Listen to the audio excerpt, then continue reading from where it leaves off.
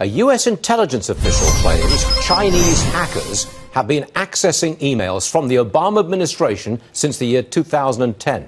Teresa Payton is here, former White House Chief Information Officer and now CEO of Fort Alice Solutions.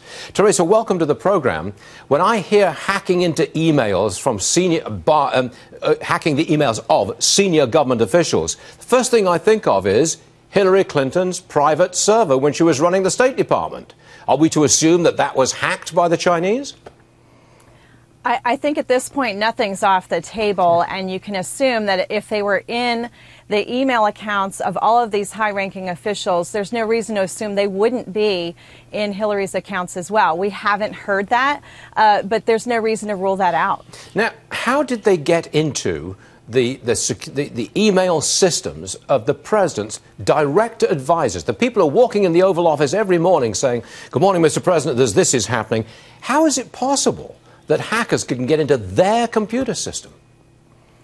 They're pretty crafty, and when you think about all of the breaches that have happened over the years, OPM, VA, the IRS, just to name a few, all of this information about all of us, including these high-ranking officials, are floating around out there, can be used to either masquerade as the person or to socially engineer them into opening up an email, and once they're in that email, they're able to get them to click on a link, an attachment, and then they're in.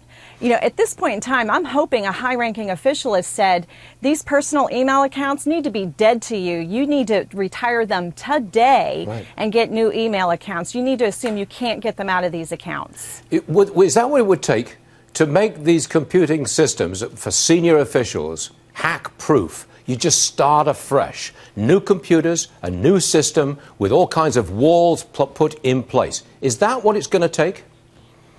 It's very possible. Sometimes very drastic measures need to be taken.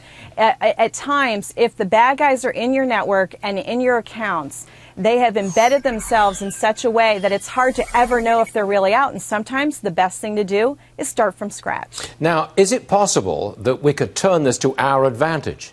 If we know that they are listening and watching us, why don't we feed them false information? I mean, we could, surely that's not beyond the CIA or the FBI or you. Yeah, I don't see, I mean, that could definitely be an interesting tactic to basically have sort of a fake set of communications you have to throw the guys off the trail. And that's definitely an old intelligence and spying technique.